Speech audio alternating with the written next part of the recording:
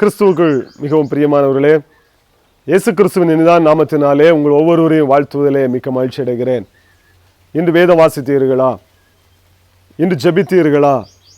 இன்று குடும்ப ஜெபம் செய்தீர்களா? யோசித்துக்கொண்டே இந்த காணொளியை காணுங்கள். ஆதாமே, நீ எங்கே இருக்கிறாய் என்கிற தலைப்பிலே இன்றைக்கு நாம் தியானிக்க போகிறோம். ஆதியாகமம் 3ஆம் அதிகாரம் 9ஆம் வசனம் சொல்லுகிறது, தேவனாகிய கர்த்தர் ஏதேன் தோட்டத்திலே வந்து ஆதாமை பார்த்து சொல்லுகிறார், நீ எங்கே இருக்கிறாய் என்று சொல்லி ஆதாமை நோக்கி கூப்பிடுகிறதை நாம் பார்க்கிறோம். ஆதியாகமம் 2ஆம் அதிகாரத்திலே சொல்லப்பட்டிருக்கிறது, தேவன் மனிதனை அவருடைய சாயலாக உருவாக்கி ஏதேன் தோட்டத்தில் வைத்தார். அவனுக்கு தேவையான எல்லா பழ வகைகள், காய்கறிகள், உணவு வகைகள் எல்லாவற்றையும் அவர் அங்கே உருவாக்கி வைக்கிறதை பார்க்கிறோம். அவர் உருவாக்கி வைத்துவிட்டு அவர் சொல்லுகிறார், ஆதாமே, இந்த தோட்டத்தின் நடுவில் இருக்கிற கனியை மாத்திரம் நீ புசிக்க வேண்டாம் என்று சொல்லி ஒரு கட்டளையாக அவர் கொடுக்கிறதை நாம் பார்க்கிறோம். ஆனால் பிசாசானவனோ அதை அறிந்து ஆதாமையும் ஏவாளையும் வஞ்சிக்கிறதை நாம் பார்க்கிறோம். ஆண்டவர் எதை விலக்கினாரோ அந்த கனியை அவர்கள் புசித்ததின் விளைவாக தாங்கள் பாவம் செய்து தேவ மகிமையற்றதை உணர்ந்து இப்பொழுது ஒளித்து கொண்டிருக்கிறார்கள். வேதம் சொல்லுகிறது, பகலின் குளிர்ச்சியான வேளையிலே தேவனாகிய கர்த்தர் ஆதாமையும் ஏவாளையும் தேடி அங்கே ஏதேன் தோட்டத்துக்கு வருகிறதை நாம் பார்க்கிறோம். ஒவ்வொரு நாளும் ஆண்டவர் எப்பொழுது வருவார், என்னோடு பேசுவதற்கு, நேரத்தை செலவிடுவதற்கு, ஆண்டவரோடு நான் எப்பொழுது பேசலாம் என்று சொல்லி ஆசையோடு காத்து கொண்டிருந்த ஆதாம் ஏவாள் அன்றைக்கு அந்த தோட்டத்திலே தேவனை சந்திக்கிற இடத்தை விட்டு அவன் மாறி போய் ஒளித்து கொண்டிருக்கிறதை நாம் பார்க்கிறோம். பாருங்கள், இந்த காணொளியை கண்டு கொண்டிருக்கிற சகோதரனே, சகோதரியே, வாலிபனே, வாலிப தங்கச்சி, நீங்கள் எங்கே இருக்கிறீர்கள்? ஆண்டவர் ஆதாம் என்கிற இடத்திலே உங்களுடைய பெயரை பார்த்து வைத்து அவர் சொல்லுகிறார், சகோதரனே, சகோதரியே, நீங்கள் எங்கே இருக்கிறீர்கள் என்று சொல்லி ஆண்டவர் இந்த நாளிலே உங்களை பார்த்து அவர் கூப்பிடுகிறார். ஆதாமை கூப்பிட்டார், ஆதாமே, நீ எங்கே இருக்கிறாய்? உன்னுடைய ஸ்தானம் எங்கே?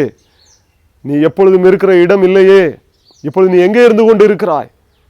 உன் சத்தத்தை கேட்கவில்லையே என்று சொல்லி அவர் ஆசையோடு அங்கே ஆதாமையும் ஏவாளையும் அவர் தேடுகிறதை நாம் பார்க்கிறோம். ஒரு ஏக்கத்தின் குரல் அங்கே கேட்கிறது, நீ எங்கே இருக்கிறாய் என்று சொல்லி ஆண்டவர் கேட்கிறார். ஆனால் ஆதாமோ ஒரு வார்த்தை சொல்லுகிறான், ஆண்டவரே, நான் உமக்கு பயந்து நான் விருட்சங்களுக்குள் நான் ஒளித்து கொண்டிருக்கிறேன் என்று சொல்லுகிறான்.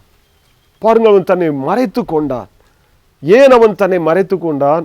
தேவனுடைய சமூகத்தை விட்டு எதற்கு அவன் தூர விலகி ஓடினான்? பாவம் அவனுடைய வாழ்க்கையிலே ஆக்கிரமித்தது. ஒரு மனிதனுடைய வாழ்க்கையிலே பாவம் ஆக்கிரமிக்கும் பொழுது, நிறைந்திருக்கும் பொழுது அவன் தேவனை விட்டு தூரமாய் வழி விலகி போகிறான். ஆண்டுடைய பிரசன்னத்தை விட்டு, ஆண்டுடைய சமூகத்தை விட்டு அவன் தூரமாய் வழி விலகி போகிறதை பார்க்கிறோம்.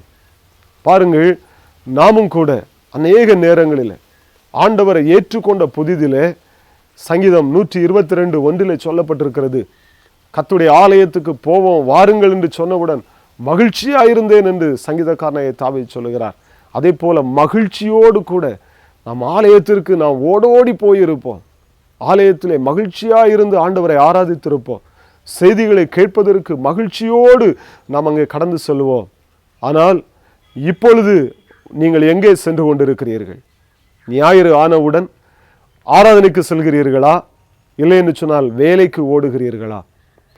ஆராதனைக்கு செல்லாமல் குடும்ப காரியங்களுக்கும் உலக காரியங்களுக்கும் முன்னுரிமை கொடுத்து நீங்கள் ஓடிக்கொண்டிருக்கிறீர்களா? இல்லை என்று சொன்னால் ஆலயத்தை நேசித்து, சத்தியத்தை நேசித்து நீங்கள் ஓடிக்கொண்டிருக்கிறீர்களா? பாருங்கள், ஆலயத்திலே 20 நிமிடத்திற்கு மேலாக செய்தி போய்விட்டது என்று சொன்னாலே நம்மால் இருக்க முடியவில்லை, முறுமுறுக்கிறோம்.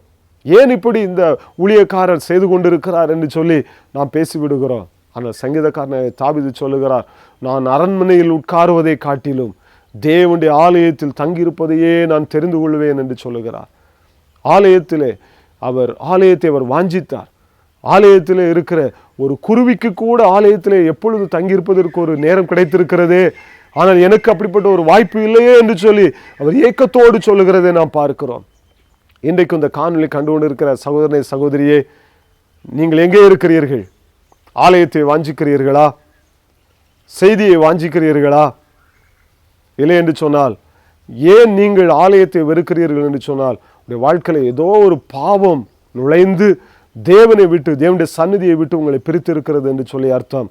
பாருங்கள், இரண்டாவது நான் பார்ப்போம் என்று சொன்னால், நீதிமொழிகள் 8ஆம் அதிகாரம் 17ஆம் வசனத்திலே சொல்லப்பட்டிருக்கிறது, அதிகாலை என்னை தேடுவோன் என்னை கண்டடைவான் என்று சொல்லி வேதம் சொல்லுகிறது. அதே போலத்தான் நாம் அநேக நேரங்களிலே அதிகாலே எழும்பி ஜெபித்திருப்போம், அதிகாலே எழும்பி வேதத்தை வாசிப்போம், எல்லாவற்றையும் செய்திருப்போம். ஆனால் இப்பொழுது அந்த காரியங்களை நாம் செய்கிறோமா? இப்பொழுது அதிகாலை எழும்பி ஜெபிக்கிற அந்த பழக்கம் நமக்குள் இருக்கிறதா? யோசித்து பாருங்கள். சங்கீதக்காரன் சங்கீதம் 1:2 வசனத்திலே சொல்லுகிறார், கர்த்தருடைய வேதத்தில் இரவும் பகலும் தியானமாயிருக்கிற மனுஷன் பாக்கியவான் என்று சொல்லுகிறாரே. அதே போல நாம் இரவும் பகலும் நேரம் கிடைக்கும் போதெல்லாம் வேதத்தை நாம் நேசித்து வாசித்து தியானித்து அதன்படி நடந்தோமே. ஆனால் இப்பொழுது அந்த அனுபவம் நம்முடைய வாழ்க்கையில் இருக்கிறதா? ஒரு சகோதரனோடு பேசி கொண்டிருக்கும் போது அவர் சொன்னார், இன்றைக்கு வேதம் வாசித்தீர்களா என்று கேட்டவுடன் அவர் சொன்னார், இல்லை, 3 மாதம் ஆகிவிட்டது நான் வேதத்தை வாசித்து என்று சொன்னார். ஆலயத்துக்கு சென்றீர்களா ஞாயிற்றுக்கிழமைகளில் என்று சொல்லும்போது அவர் சொன்னார், நான் ஆலயத்துக்கு சென்றேன், எல்லா ஞாயிற்றுக்கிழமையும் ஒழுங்காக ஆலயத்துக்கு சென்றேன், அன்றைக்கு மாத்திரம் வேதத்தை எடுத்துக்கொண்டு நான் ஆலயத்துக்கு செல்வேன், ஆனால் வேதம் வாசித்து 3 மாதம் ஆகிவிட்டது, ஜெபித்து 3 மாதம் ஆகிவிட்டது என்று சொன்னார். ஏன் என்று சொல்லி கேட்கும்போது அவர் சொன்னார், இந்த வீட்டில் ஒரு திருமண காரியம் ஒழுங்கு செய்யப்பட்டு திருமணம் முடிந்திருக்கிறது, எனவே அந்த வேலையில் நான் பிஸியாக இருந்தேன், வேதத்தை மறந்துட்டேன். பாருங்கள், அவர் வேதத்தை மறந்தாரோ ஜெபிக்க மறந்தாரோ தெரியவில்லை, ஆனால் இயேசு கிறிஸ்துவை அவர் மறந்து விட்டார். தன்னை சிருஷ்டித்த தேவனை மறந்து அவர் உலக காரியங்களுக்கு முன்னுரிமை கொடுத்து ஓடுனதை நாம் பார்க்க முடிகிறது. ஆனால் வேதம் சொல்லுகிறது, கர்த்தருடைய வேதத்தில் இரவும் பகலும் தியானமாக இருக்கிற மனுஷன் பாக்கியவான் என்று ஆண்டவருடைய வேதம் சொல்லுகிறது. அப்போஸ்தலர் நடபடிகள் 10ஆம் அதிகாரம் 1ஆம் வசனத்திலே அங்கே கொர்நேலியுவை குறித்து சொல்லப்பட்டிருக்கிறது. அவன் தன் குடும்பத்தார் அனைவரோடும் தேவனுக்கு பயந்து தேவ பக்தி உள்ளவனாய் இருந்து தான தர்மங்களை செய்து எப்பொழுதும் ஜெபம் பண்ணி கொண்டிருந்தான் என்று சொல்லி வேதம் சொல்லுகிறது. பாருங்கள், தான தர்மங்களை செய்கிறான், ஏழைகளுக்கு உதவி செய்கிறான், ஜெபிக்கிற ஒரு நல்ல ஒரு பழக்கம் உள்ளவனாய் அந்த கொர்நேலியு இருக்கிறதை நாம் பார்க்கிறோம். நாமும் கூட அதே போலத்தான் அநேக நேரங்களில் ஏழைகளுக்கு உதவி செய்திருப்போம், மிஷினரி ஊழியங்களுக்கு கொடுத்திருப்போம், ஆலயத்திற்கு நாம் கொடுத்திருப்போம். ஆனால் அதே வாழ்க்கை இப்பொழுது இருக்கிறதா? யோசித்து பாருங்கள். இப்பொழுது நீங்கள் என்ன செய்து கொண்டிருக்கிறீர்கள்? ஊழியங்களுக்கு கொடுக்க வேண்டும் என்று சொன்னால், இல்லை, எனக்கு இப்பொழுது முடியாது, என்னால் இப்பொழுது எதுவுமே செய்ய முடியாது என்று சொல்லி அநேக நேரங்களில் நாம் மறுக்கிறோம். ஜெபிக்க வேண்டும் என்று சொன்னால், என்னால் முடியவில்லை, என்ற சரீரத்தில் பலவீனம் இருக்கிறது என்று சொல்லி நாம் சாக்கு போக்கு சொல்லி கொண்டிருக்கிறோமே. என்றைக்காவது அதற்கான காரணத்தை நாம் யோசித்து பார்த்திருக்கிறோமா? ஏன் இதை நான் பேசி கொண்டிருக்கிறேன் என்று சொல்லி நாம் என்றைக்காவது நாம் யோசித்திருக்கிறோமா? நாம் யோவான் 21ஆம் அதிகாரம் 3ஆம் வசனத்திலே நாம் பார்ப்போம் என்று சொன்னால், அங்கே அப்போஸ்தலனாகிய பேதுரு இயேசு கிறிஸ்து மரித்து அடக்கம் பண்ணப்பட்டவுடன் நான் மறுபடியும் மீன் பிடிக்க போகிறேன் என்று சொல்லி, பாருங்கள், பழைய நிலைமைக்கு அவன் திரும்பி விடுகிறான். எந்த இடத்திலிருந்து வந்தானோ அதே நிலைமைக்கு அவன் ஓடி விடுகிறான். இயேசுவோடு கூட 3.5 வருடம் ஊழியம் செய்தவர்கள், ஆண்டவர் செய்த அற்புதங்கள் அடையாளங்களை அவர்கள் ருசித்தவர்கள். ஆனால் இயேசு கிறிஸ்து மரித்து அடக்கம் பண்ணப்பட்டு விட்டார் என்றவுடன் இயேசு கிறிஸ்துவுக்கும் எனக்கும் சம்பந்தம் இல்லை என்று சொல்லிவிட்டு நான் மீன் பிடிக்க போகிறேன் என்று சொல்லுகிறான். உடனே மற்ற சீசனும் சொல்லுவேன், நாங்களும் உன்னோடு வருகிறோம். எல்லாரும் இணைந்து மீன் பிடிக்க போகிறார்கள். பாருங்கள், மீன் கிடைக்கவில்லை. அங்கே கர்த்தர் வந்து நின்று அவர் சொல்லுகிறார், பிள்ளைகளே, மீன் கிடைத்ததா? அவர்கள் சொல்லுகிறார்கள், ஒன்று எங்களுக்கு கிடைக்கவில்லை, படகுக்கு வலதுபுறமாக வலையை போடுங்கள் என்கிறார். வலையை போடுகிறார்கள். 153 பெரிய மீன்களால் வலை நிரம்பி அவளை இழுக்க முடியவில்லை. அப்போதுதான் யோசித்து பார்க்கிறார்கள், இந்த அற்புதம் நடந்தது யாரால்? இயேசு கிறிஸ்துவால் மாத்திரமே முடியும் என்று சொல்லி அறிந்தவுடன் பேதுரு அங்கே வேதனையோடு கூட ஆண்டவரிடத்தில் வந்து நிற்கிறான்.